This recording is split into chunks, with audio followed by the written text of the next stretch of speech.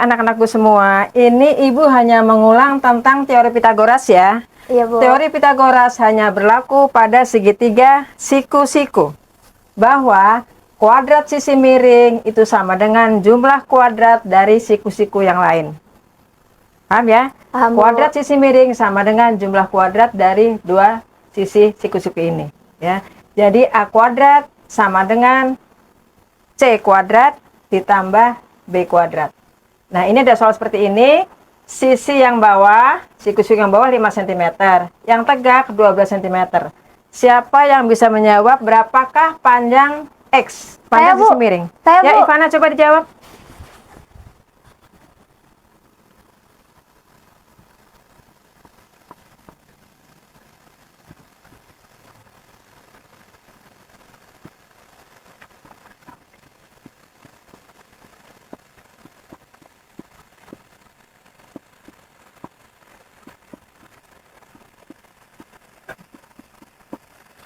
Tiga belas, Bu. Oke, 13 betul jawabannya. Kalau gitu, Ivana cocok menjadi pengganti Ibu karena Ibu akan pensiun. Ya.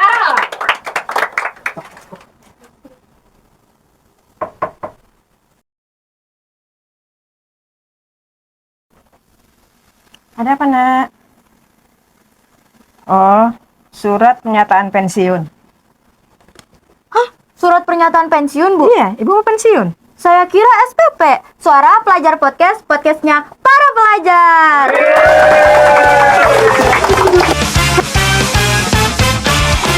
Hai Bu Sri, apa kabarnya nih? Baik, alhamdulillah. Alhamdulillah. Oh iya Bu, kan saya dengar-dengar Bu Sri itu mau pensiun ya? Gimana sih perasaan Ibu saat Ibu mau pensiun? Perasaan Ibu di satu sisi Ibu sedih ya karena harus berpisah dengan murid-murid, berpisah dengan teman-teman Bapak Ibu guru. Tapi di satu sisi Ibu senang karena berarti Ibu punya waktu lebih banyak untuk mengurus keluarga Ibu di rumah. Tapi emang paling kalau misalkan ninggalin sekolah rindu, tapi kalau misalkan di rumah ada senengnya karena bisa menghabiskan waktu bersama keluarga ya Bu. Iya betul. Jadi harus bisa bagi waktu ya. Iya. Tapi Ibu pernah gak sih misalkan nanti saat sudah pensiun, Ibu rindu nggak sama suasana belajar di sekolah atau semacamnya lah? Pasti rindu ya karena Ibu emang seneng ngajar ya karena anak-anak seperti Ibu anggap anak sendiri ya. Jadi suasana yang lucu, kadang-kadang ada yang Ibu bikin Ibu marah, bikin Ibu senang. Jadi itu suasana yang bikin Ibu rindu mungkin kayak gitu. Beragam ya Bu? Iya, beragam. Tapi emang anak-anak. sih kalau misalkan sifat anak-anak itu paling ngangenin, apalagi Ibu udah bertahun-tahun ya kayaknya di sini. Iya, 27 tahun di sini, Bu. Wih, udah lama banget ya Bu. Iya. Bagaimana sih perjalanan karir Ibu selama 27 tahun di Dotem atau sebelumnya gimana? Setelah lulus kuliah, ya kebetulan Ibu kan kuliah jurusan matematika, ya. Jadi Ibu mengajar matematika. Pertama mengajar di SMA 97 di Brigif. Di sana ngajar setahun. Kemudian Ibu pindah ke SMK akuntansi di daerah Tebet. Di situ 11 tahun. 11 tahun. Selama 11 tahun itu kan swasta ya. Selama 11 tahun Ibu mengikuti ujian PNS, pegawai negeri sipil, itu 5 kali ujian. Karena nggak tiap tahun buka, ya kan? Tahun ini kadang buka, besok 2 tahun enggak, gitu kan. Jadi selama 11 tahun Ibu ikut 5 kali, yang kelima kali baru lulus. Nah, Ibu ditempatkan di 276 sampai sekarang. Oh, berarti Ibu dulu tuh sempat nyoba berkali-kali sampai akhirnya bisa ya Bu? Iya. Pas di sekolah lama Ibu tuh ngajar matematika juga atau ngajar apa Bu? Iya, ngajar matematika juga. Berarti benar dari dulu matematika sampai sekarang? Iya, jadi waktu di SMA 97 matematika, kemudian di SMK walaupun jurusan akuntansi, Ibu ngajar matematika. Kemudian sewaktu Ibu dapat SK pertama di 276, pas Ibu datang ke sini ternyata gurunya sudah cukup. Ya, jadi Ibu waktu itu sempat mengajar di SMP 98. 2 tahun. Ya, tapi Ibu nggak pindah SK. Di sana ngajar 2 tahun, kemudian guru 276 ada yang pindah ke Bandung, Ibu balik lagi ke sini. Gitu. Jadi emang dari dulu Ibu ngajar matematika. Oh, berarti Ibu emang udah cinta banget ya sama Iya. matematika. Iya. Apa sih yang mendorong Ibu lebih memilih untuk jadi guru matematika dibanding guru yang lain? Itu kan sesuai dengan jurusan kuliah Ibu. Jadi karena Ibu emang memilih jurusan matematika, ya mau nggak mau harus mengajar matematika. Seperti itu. Sesuai dengan jurusan kuliahnya. Tapi kalau misalkan kuliahnya matematika, boleh gak sih Bu ngajarnya tuh yang lain? Mungkin bisa kalau itu keadaan darurat ya. Mungkin di situ ada guru yang apa namanya kekurangan guru, kemudian ada guru lain yang bisa mengajar bidang itu, ya mungkin bisa aja. Gitu. Tapi kalau semisal kayak ibu kan guru matematika nih, Iya. terus suatu saat ada keadaan darurat, ibu harus jadi guru IPA misalkan, ibu bisa gak sih ngejelasin materi IPA-nya? Eh, Sepertinya itu nggak terbayang di ibu ya, karena kayaknya jauh dari bayangin ibu untuk mengajar bidang lain ya, karena ibu emang udah apa khususnya spesialis di bidang matematika gitu. Dan alhamdulillah juga dapat bidang matematika Iya, terus nggak ya pernah Bu. diminta mengajar yang lain. Iya. Selama ibu di SMA SMK dulu tuh, itu kan kurikulum 13 ya Bu? 2013 ya. Ya, nah terus akhir-akhir ini pindah kurikulum kan ke kurikulum Merdeka. Gimana sih pandangan ibu tentang perubahan itu Bu? Perubahannya sangat jelas ya. Kita kurikulum Merdeka, apalagi sempat waktu itu kita kehalang ya, bukan kehalang, artinya kita sempat mengalami PJJ ya karena COVID ya, COVID-19 waktu itu. Jadi siswa sekarang itu bedanya itu dia apa ya, mentalnya tidak sekuat siswa dulu ya. Mungkin dampak dari selama PJJ 2 tahun, kalau nggak salah ya 2 tahun, mereka kan belajar di rumah, jarak jauh dengan gurunya, terus mereka bebas membuka HP, akhirnya mereka terlena, jadi tergantung dengan HP, seperti hitungan, ya pakai kalkulator, ada pertanyaan susah, dia buka Google, nah itu jadi sekarang itu mohon maaf kalau ibu menilai siswa sekarang agak ketergantungan dengan HP, dengan gadget gitu. Tapi saya ngerasa sih Bu, saya kan sebagai siswi yang angkatan COVID nih Bu. Iya. Jadi kayak pas masuk sekolah lagi tatap muka, saya tuh selalu kesusahan karena sama di rumah saya belajarnya otodidak atau diajarin orang tua, Iya. jadi nggak ada arahan guru yang benar-benar pas. Iya. Ya emang seperti itu. Jadi Ibu alami juga begitu selesai PJJ, begitu masuk sekolah, Ibu agak kaget juga ya. Ternyata kemampuannya benar-benar standar sekali gitu loh. Jadi Ibu harus seperti mengajar dari nol gitu loh. Walaupun kelas 9 ya. Jadi kemampuannya seperti yang kelas 8 setingkat di bawahnya gitu. Jadi Ibu harus mengejar supaya mereka punya kemampuan yang sesama dengan kelas 9 gitu. Tapi emang bener sih Bu, anak sekarang tuh harus diajarin dari nol, bukan dari nol ya, maksudnya kayak mereka harus Mengulang. tahu lagi ya, mengulang Mengulang, lagi, iya. Itu sama dia. kayak SD. Iya, jadi emang Ibu sekarang itu harus bukan harus ya, emang Ibu sering mengulang kalau perlu dari SD ya. Tentang apa ya, misalnya tentang bangun-bangun ruang datar, kemudian tentang bilangan berpangkat, bilangan kuadrat itu diulang terus. Karena biasanya anak kalau sering diulang terus dia akan ingat sendiri gitu. Iya. Iya. Beda dengan anak-anak zaman dulu ya Bu. Iya. Mereka kan belajarnya selalu di sekolah. Iya. Terus kalau misalnya mereka nggak bisa, mereka tetap usaha. Iya. Cuman semenjak COVID ini, anak-anak tuh jadi males ya Bu. Enggak semua sih, enggak semua ya. Jadi yang Ibu amati itu karena di kelas itu beragam ya, 36 siswa. Mereka ada yang tetap konsisten belajar ya dengan kemampuan dia, walaupun apa namanya walaupun dia mengalami COVID juga, tapi tetap mereka punya kemampuan. Jadi ada kok, nggak mengingkari ya, Ibu dalam kelas itu ada yang istilahnya pinter matematikanya gitu. Kan ada beberapa murid yang pintar kata Ibu. Ada gak sih Bu murid yang kayak, ih males deh, ngerjain matematika susah, pusing gitu Bu. Ada ya, tiap kelas pasti ada ya seperti itu. Jadi kalau Ibu sih biasa aja ya, karena udah puluhan tahun Ibu ngajar ya. Setiap kelas pasti ada 1-2 anak yang dia merasa tidak termotivasi untuk belajar matematika. Dia menganggap matematika susah, apa namanya sulit menghitung segala macam. Tapi itu Ibu rangkul, Ibu deketin terus. Kalau anak yang ini malah Ibu deketin, Ibu nggak menjauh, justru Ibu deketin seperti itu. Ibu tanya kenapa merasa susah, kenapa malas untuk belajar. Dari situ biasanya mereka terus apa ya, menyadari gitu. Dari terus dia belajar pelan-pelan biasanya terus nilainya dia meningkat gitu. Jadi emang Ibu harus lebih sabar untuk menghadapi anak-anak sekarang, lebih sabar. Iya. Emang harus ekstra sabar sih Iya, Bu. harus ekstra banget sabar. Apalagi kalau misalkan dia udah diajarin berkali-kali, cuman karena kemampuan otaknya yang kayak gitu ya Bu, karena setiap anak beda-beda. Iya. Jadi Ibu harus lebih sabar, lebih Iya. merangkul lagi, lebih memotivasi. Iya. Tapi apakah itu jadi tantangan terbesar Ibu dalam mengajar matematika? Buat Ibu tantangan yang terbesar ya, Ibu anggap itu biasa aja. Jadi emang setiap anak kan punya kelebihan dan kekurangan sendiri ya. Ada yang anak unggulnya di IPA, ada yang unggulnya di bahasa Inggris, ada yang unggulnya di olahraga. Itu nggak bisa kita samakan. Jadi Ibu tetap tetap memotivasi anak. Dia nggak apa nilai matematikanya maaf rendah, tapi di pelajaran lain dia mungkin agak bagus ya. Jadi Ibu harus harus tetap memotivasi dia bahwa walaupun kamu tidak suka dengan pelajaran matematika, tapi tetap kamu harus tetap belajar. Gitu. Ya Bu, mungkin mereka emang lemah di matematika, Ya, tapi di mereka bidang lain dia punya kelebihan itu. mungkin dia udah usaha juga di matematika, cuman ya gimana ya Bu, bukan pengennya dia gitu. Iya, iya, iya, betul, betul. Ibu kan jadi guru matematika. Iya. Siapa sih guru atau tokoh yang menginspirasi Ibu biar menjadi siswa yang pendidikan dulu, yang berpendidikan, sehingga Ibu jadi guru?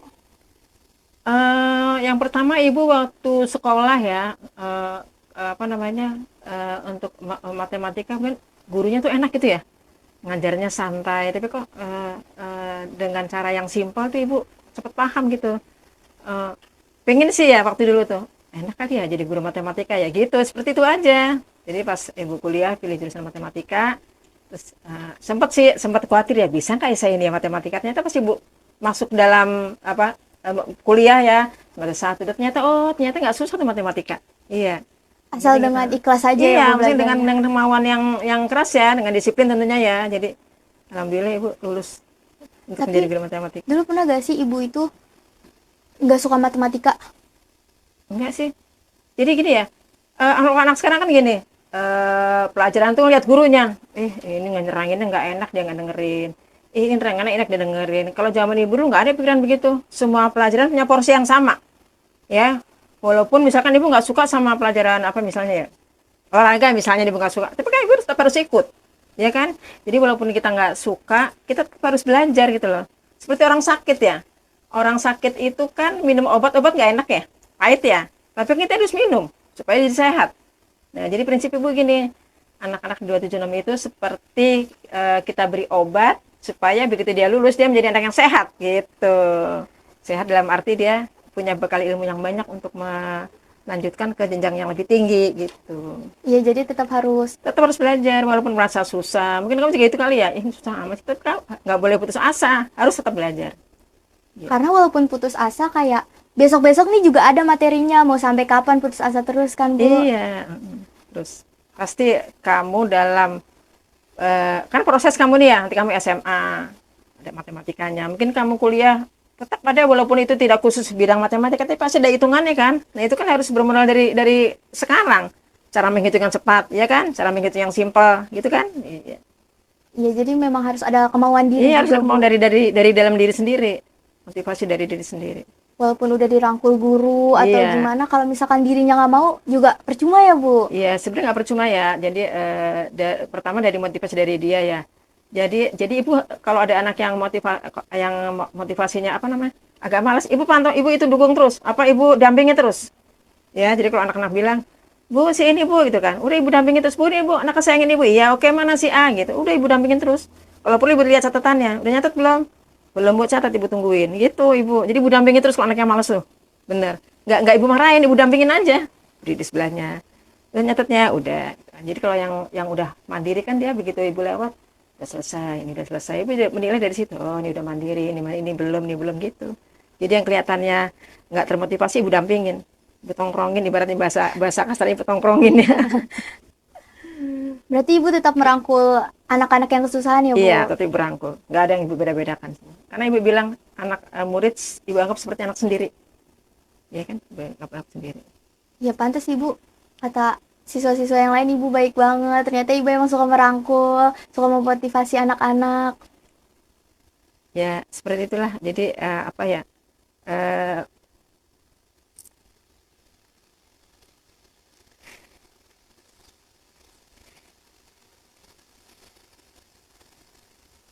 Ibu, tisu.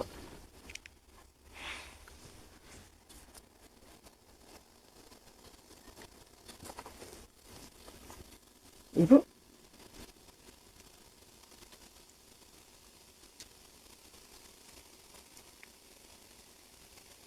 mungkin ini saat yang sulit buat ibu ya.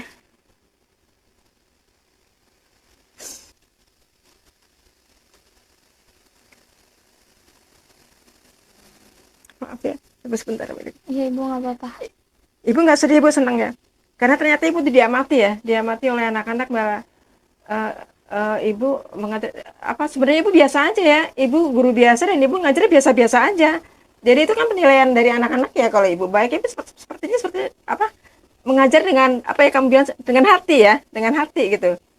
Jadi nggak ada alasan untuk harus marah, harus benci dengan anak, benci dengan suasana yang apa yang nggak mendukung pun nggak. Itu Ibu hadapi dengan santai aja gitu, dengan apa? Dengan senyum. Udah paling kalau ada yang ya, biasalah ya di kelas ada anak yang ada agak, kamu tahu sendiri lah ya. Ada yang misalkan jahil atau usil. Ya Ibu bilangin aja, Ibu nasihatin. Ya, itu kan tugas kita ya. Jadi guru kan bukan hanya mengajar ya. Kayak Ibu kan guru matematika, nggak hanya mengajar matematika, tapi Ibu mendidik. Mendidik pertama itu Ibu mendidik karakter ya. Ibu juga menasihati bagaimana kalian harus rajin beribadah ya. Karena kalau kita pinter tapi ibadahnya kurang bagus juga itu nggak baik ya untuk apa kehidupan kita selanjutnya. Jadi ya itulah, Ibu mengajar dengan hati dan dengan senang dengan anak-anak. Nggak ada rasa membenci anak yang matematikanya nggak bisa. Ibu nggak benci, enggak. Sama semua. Ibu pengen semua anak yang tadinya nggak ngerti jadi ngerti, yang tadinya males jadi rajin, yang tadinya pinter tambah pinter gitu. Jadi ada walaupun perubahan, walaupun perubahan sedikit, tapi ada perubahan ya, seperti itu. Karena mungkin dia udah usaha juga ya Bu. Iya.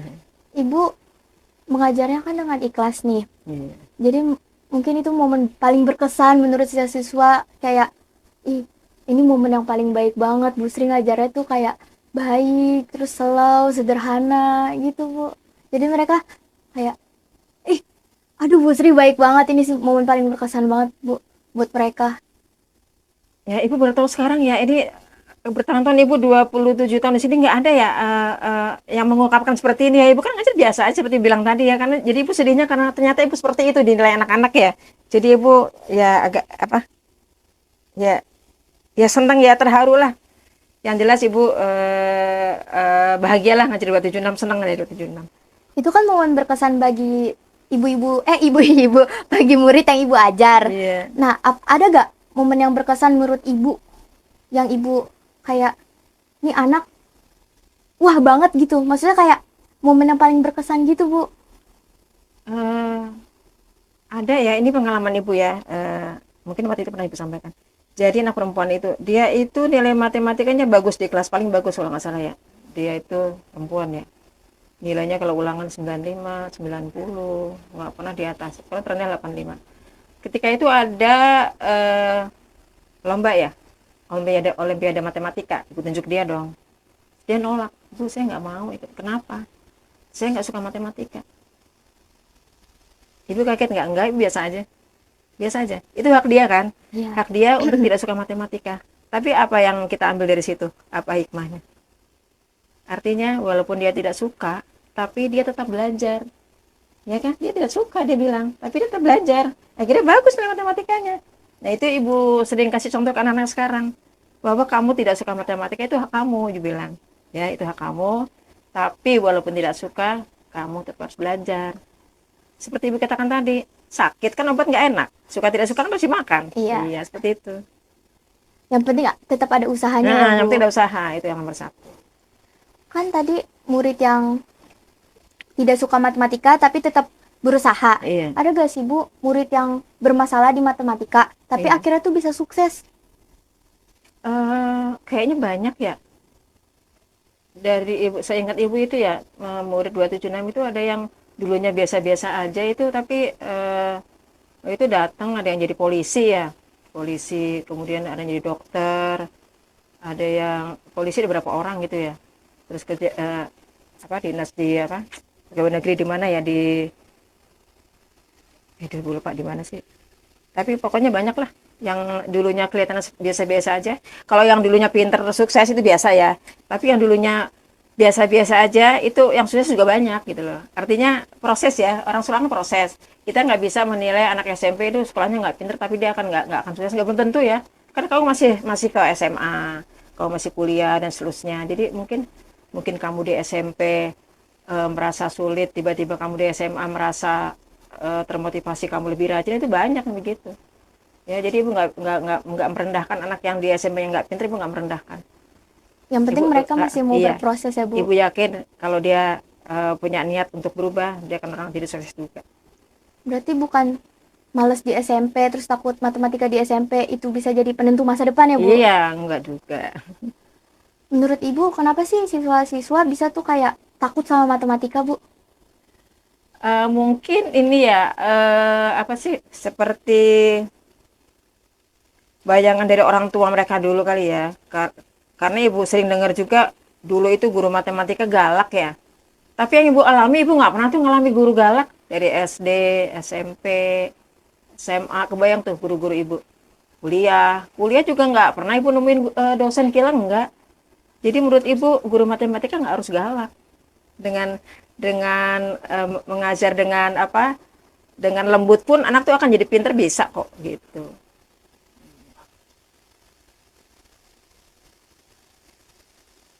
Nah, kan dulu Ibu ngerasa guru-guru tuh pada kayak baik, Bu, nggak ada yang emosi atau belajarnya tuh bikin takut. Tapi gimana sih cara Ibu membuat matematika itu menjadi menarik dan mudah dimengerti oleh para siswa? Pertama itu ibu ketika menjelaskan rumus ya, kita kan nggak boleh merubah rumus ya. Tapi ibu menyampaikannya dengan metode seperti apa ya, misalnya ibu permisalan dengan hal-hal yang lucu gitu, misalnya dengan hal-hal yang sederhana di sekeliling kita gitu. Jadi supaya mereka teringat gitu loh, teringat. Jadi nggak harus angka-angka saja, tapi ibu selingi dengan gambar, dengan kejadian sehari-hari, kejadian di dalam kelas gitu. Jadi harus diaplikasikan dengan kejadian sehari-hari supaya mereka tertarik. Supaya kayak dunia tuh bukan matematika doang ya, Bu. Iya. Jadi dengan Ibu membuat mereka kayak gitu, mereka jadi mikir, oh matematika ternyata nggak semenakutkan Iya, itu. iya. Jadi matematika itu ibu bebaskan ke murid ketika dia mengerjakan soal ulangan, ibu bolehkan dengan cara mereka. Jadi nggak harus sama persis dengan rumus yang ibu kasih, ibu bilang. Silakan kamu mengerjakan dengan cara kamu. Dan itu hasilnya banyak, bagus. Dan ibu bangga di situ. Di situ bangga bener tuh begitu lihat. Ya Allah, ini ternyata apa yang ibu katakan dia dengar. Dengan cara apapun kamu boleh logika kamu. Banyak yang begitu. Jadi ibu senang di situ, ternyata mereka tidak harus menghafal ya, harus A dan B, C dan D, enggak. Dia punya cara sendiri, walaupun dia muter-muter caranya, tapi ternyata ketemu hasilnya. Itu kebanggaan buat ibu tuh. Iya, Iya. karena jadi logikanya tuh nyampe ke situ ya, Iya, Bu. jadi pakai logika aja boleh, bilang gitu, mengerjakan soal.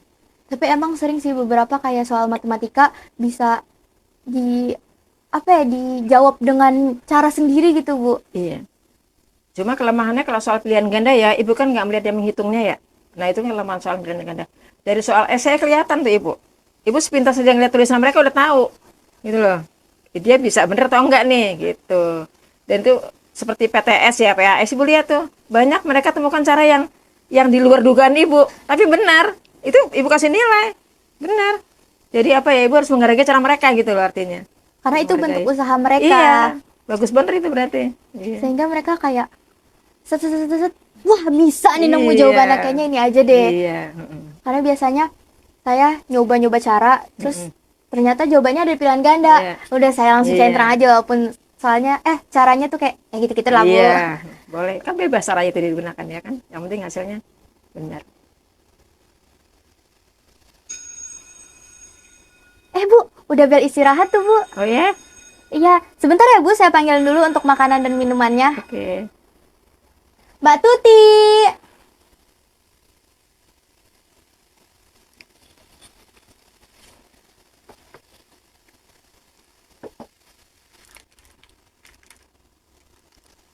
Terima kasih.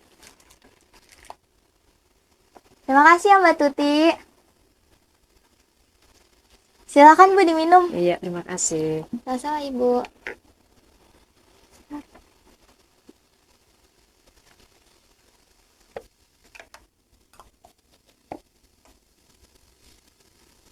Oke, Bu, udah kita lanjut ya, Bu. Iya.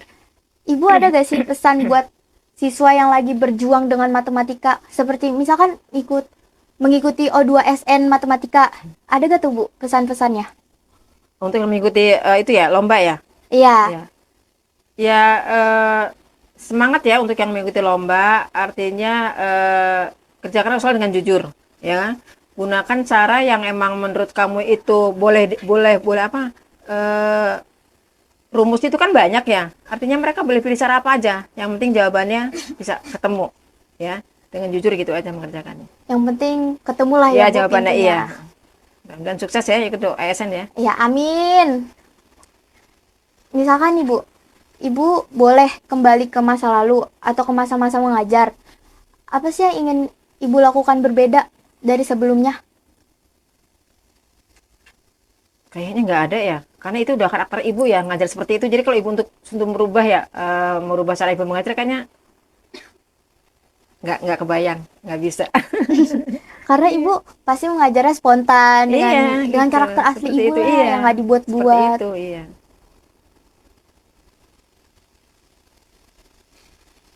Ibu kan udah ngajar sekitar 27 tahun ya. Iya di sini. Bagaimana sih Ibu melihat perubahan siswa dari tahun ke tahun? Eh, Perubahan yang terlihat ya dari kemampuan ya, dari seperti ibu sempat katakan ya untuk matematika itu agak menurun ya. Maaf kalau ibu katakan sejujurnya.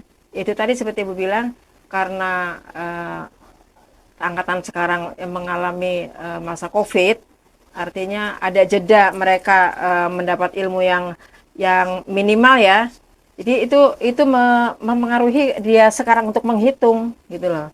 Kayak anak-anak kelas 9 sekarang kan untuk banyak yang perkalian aja nggak hafal ya. Iya. Ya, jadi ya seperti itu, ada sedikit penurunan kualitas menurut ibu jujur aja.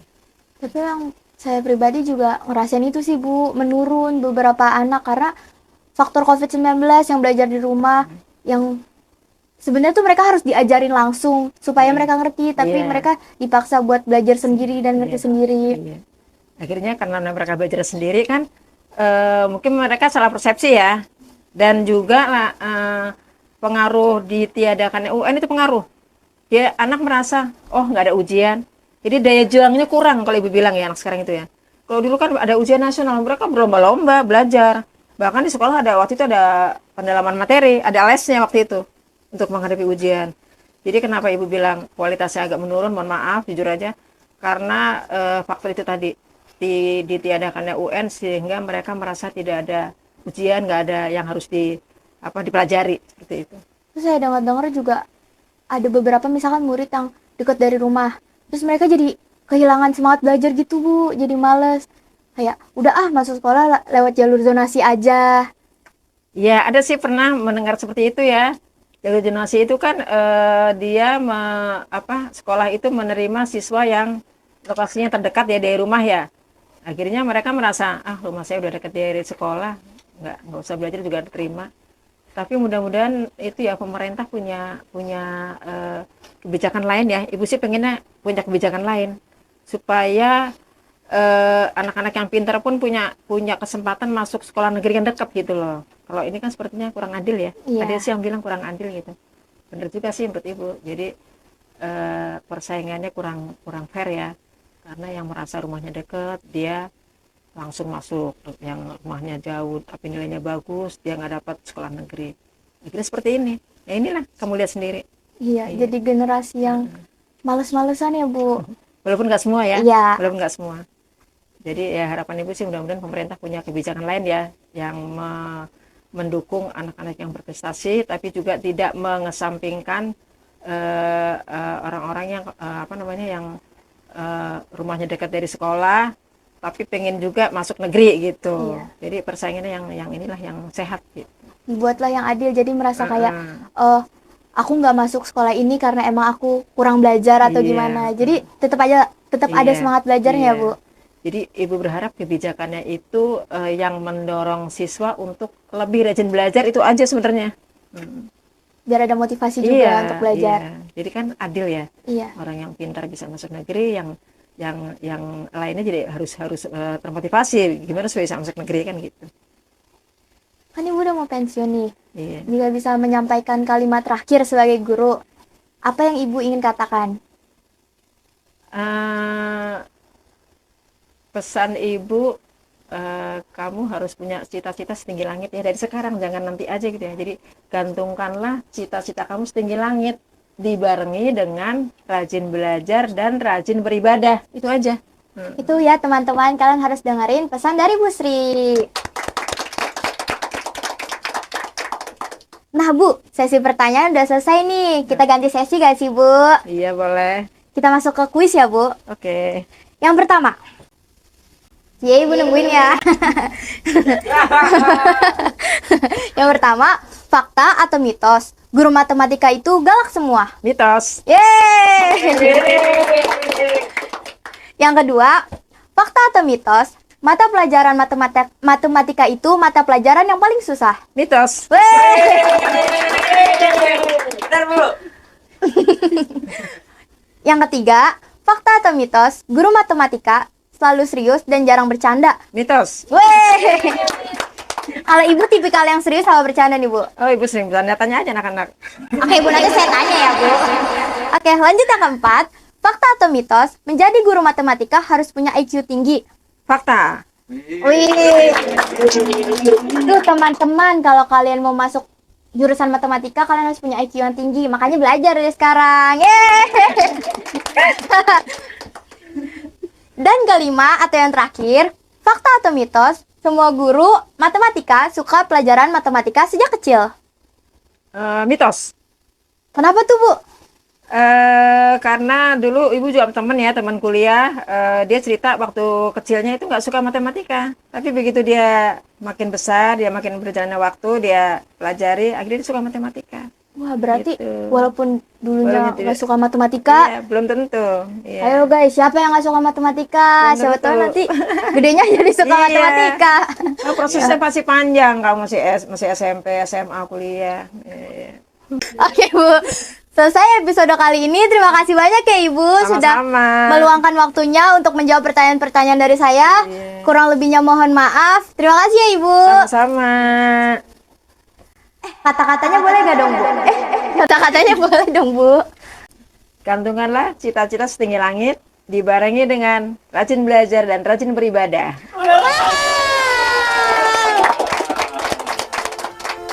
Oke, sekian terima kasih untuk episode kali ini. Kurang lebihnya mohon maaf. Dadah guys. Dadah.